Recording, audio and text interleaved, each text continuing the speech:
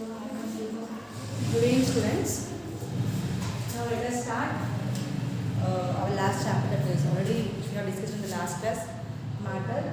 We have discussed about what is matter. Okay. So what are the physical properties of the matter? That is by seeing physically how they look physically, we have divided the matter into 3 types: solids, liquids, and gaseous. And now according to the chemical characteristics, we have 2 types of matter. They are pure substance as well as mixtures or compound. So now let us see about pure substance. The pure substance is nothing but the substance which contains only one kind of particle or only one kind of atom in it is called as pure substance. That means if we take a wooden stick or wooden scale, that scale is made up of only wood. Okay, so no other paint or ink is there on the scale. So that means it is made up only purely only. It is made only by purely wood. So it is called as pure substance here. That means the substance which is made up of only one particle or one atom is called as pure substance. Now next is element. So element is nothing but the substance which is made up of either hydrogen, nitrogen, which is made up of only one kind of atom. That means 2 or more atoms are combined that are the same kind. Okay, that means 2 or more atoms which are of same kind. Pure substance means one which contains only one atom in it which is of same kind.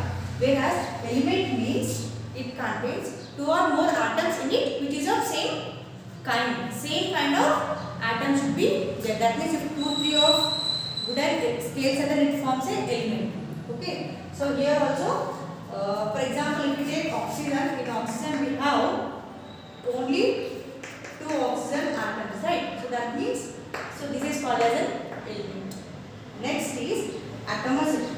Atomicity is nothing but how many atoms are there in one element. Okay, it is called it atomicity. For example, sulfur contains 8 atoms in it. So atomicity of sulfur is 8. Whereas nitrogen contains only 2 atoms in it. So atomicity of nitrogen is 2.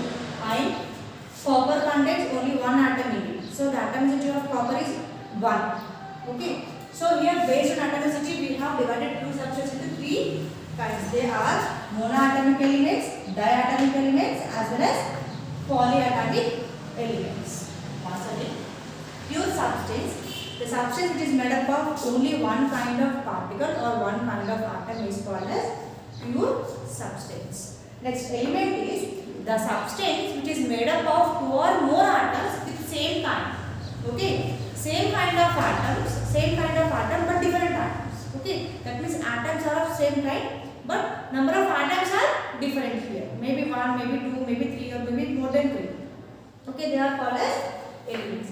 Based on atomicity, the elements are divided into 3 types. What is atomicity? Atomicity is nothing but the number of atoms present in a single element. For example, in oxygen we have 2 oxygen atoms, right? So 2 is atomicity of oxygen. Whereas silver has only 1 atom in it. So the atomicity of silver is 1. And the same way helium also has only 1 atom in it. So the atomicity of helium is 1. So based on this atomicity, elements are divided into 3 types: monoatomic elements, diatomic elements, polyatomic elements. Monoatomic is nothing but the element which consists of only one atom in it: copper, silver and helium. These 3 contains only one atom in it. So they are the example for the monoatomic. The substance, the element which contains only one atom in it is called as monoatomic. Whereas di means 2. That means the element which contains 2 atoms in it, it is called as diatomic. For example, hydrogen, water and nitrogen. These 3 contains 2 elements in it, 2 atoms in it. Okay, that means hydrogen elements consist 2 hydrogen atoms. Okay, and oxygen element contains 2 oxygen atoms in it. So these are the examples for diatomic elements. Now, what about the atoms which contains more than 2? They are called as polyatomic elements. Okay, for example, ozone, phosphorus and sulfur. So O3 means ozone, so it contains 3 oxygen in it, and next is P4. So phosphorus contains 4 atoms in it, so it is called as polyatomic, whereas sulfur contains 8 atoms in it, so it is called as polyatomic. That the elements which contains more than 2 atoms in it, they are called as polyatomic elements. This is regarding pure substance. Now, what is about compound?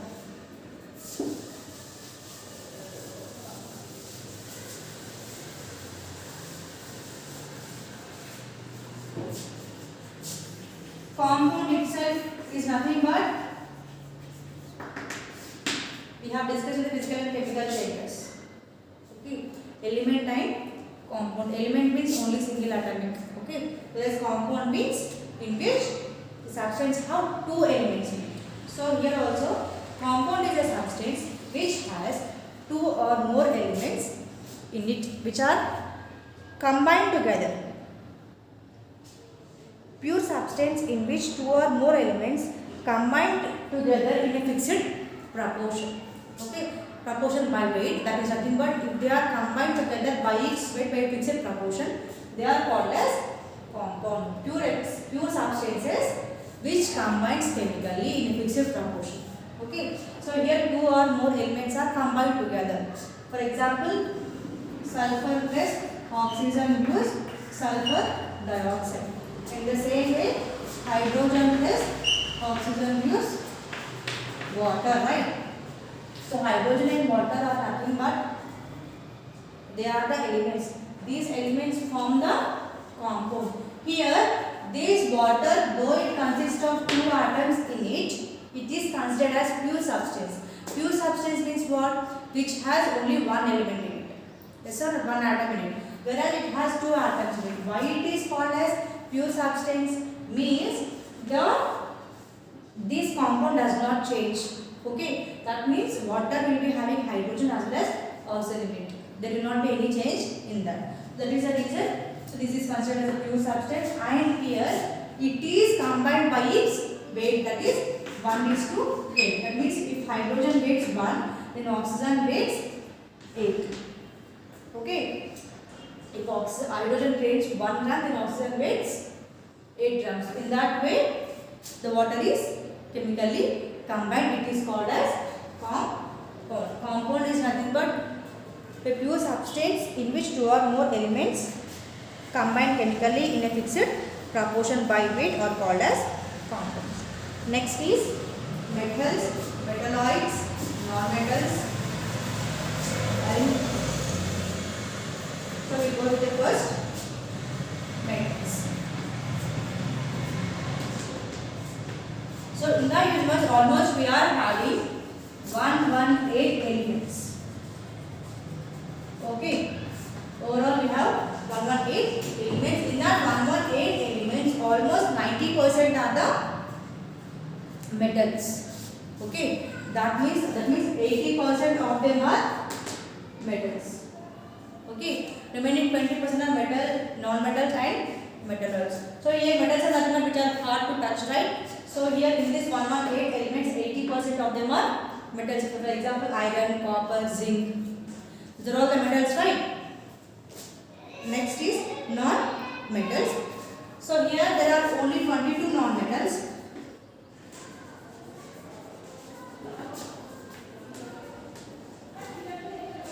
So here non-metals comes under either liquids or gaseous. Okay, either or it semi-solid. So there are 22 non-metals. They are such as bromine is a non-metal which is liquid at room temperature. That means at room temperature they will be either in the liquid form or either in the gaseous form. Okay. So here bromine is also a liquid in the room temperature. In the same way we have other solids or gases at room temperature also. Next, this constitute, and even oxygen and silicon are also the main non-metals. Why? Because they constitute 75% on the earth itself. They both are the non-metals which constitute of 75% on the earth crust. Okay, almost whatever elements are there on the earth's surface, there 75% of them are oxygen as well as silicon. Okay, so oxygen, whatever we take, breathe, right? So here they contains 75% of the Earth atmosphere, and remaining non-metals are carbon, oxygen, nitrogen, sulfur, chlorine, etc. Next, metalloids. So here metalloids are nothing but which contains both the properties of metals as well as non-metals. They will not be metals all the time. They will not be non-metals all the time. Okay, they may be metal. They are non-metals. They are not metals and not even non-metals also. So they are, for examples, the metalloid elements are boron, silicon, germanium, arsenium, antimony, beryllium, and polonium. So metalloids are nothing but to show the properties of both metals as well as metalloids. They are boron, silicon, germanium, arsenic, antimony, beryllium, tellurium, as well as polonium. So these are the metalloids which show the properties of both metals as well as non-metals. Along with metals, non-metals and metalloids, we also have inert gases. There are 6 inert gases. They are helium, hydrogen, neon, krypton, xenon as well as helium, neon, argon, krypton, xenon as well as radon. Okay, these 6 are the inert gases. Why? Because they do not mix with any other gases. So they are called as noble gases or inert gases. This is regarding the compound. Next we will go further. And see here we will write oxygen as O2 and water has H2. Yes or not? So what is this? O2, H2, silver, boron as B, silicon as Si, G, germanium as Ge, arsenic as Ar, antimony as Pp. Why they are written in that way? They are the symbols. Okay. So these are the symbols of the elements which we can represent very easily.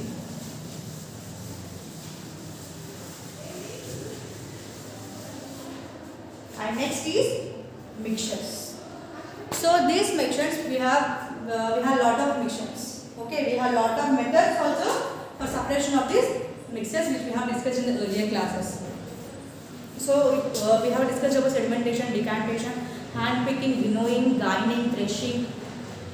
So these are all some of the separation methods. Okay. So and what is sublimation here? What is sublimation?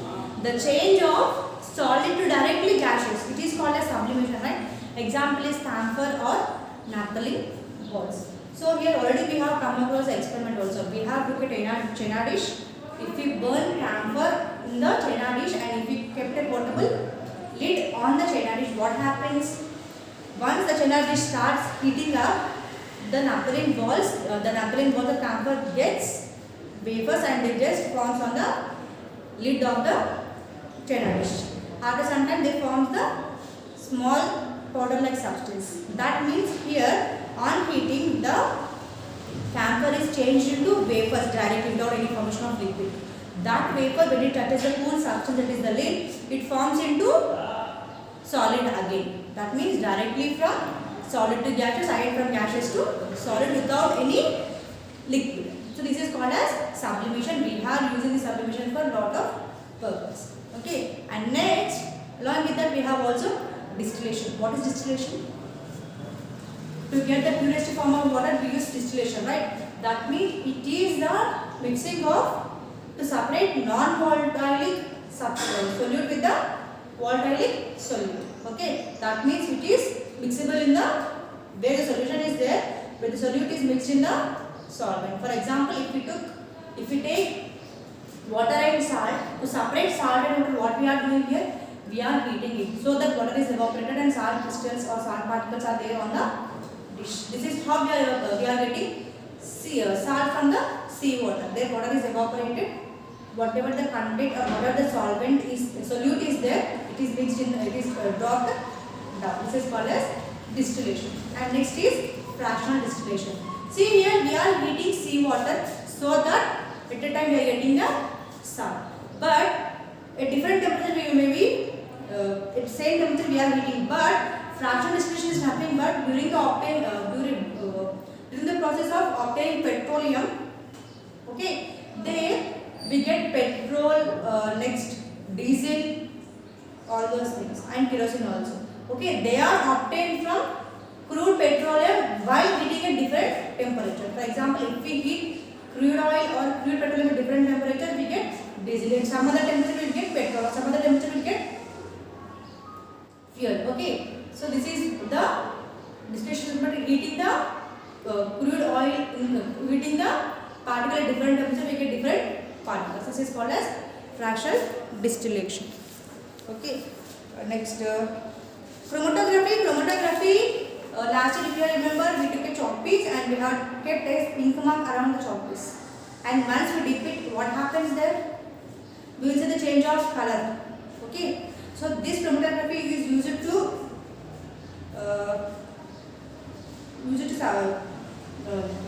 identify vitamins, hormones, DNA issues. Okay. So different elements are there, different abilities are there for this chromatography. And next is separating funnel. Separating funnel is used to separate liquids. When both the liquids are mixable, when they are not mixable, how to separate it? If you put that mixable solid, liquids into a separating funnel, if you just on the tap, which is down to the separating funnel, whatever the liquid which has lower density will be floating down, with higher density will be floating up. Okay, higher density will be. So this will be a separating funnel like this. We will be having a tap. Okay. So if you put both the, for example, if you put water and oil, what happens? Which is having more density, water is having more density. So it floats bottom. So it will be sinking in the bottom and oil will be floating here. So to separate water and oil, what you are doing? If you open the tap, all the water will be coming out. You can collect it in one dish, and after that, with the oil it is set, you can collect it in another dish. This is regarding separating funnel. I'm working. We will see the next class. Thank you.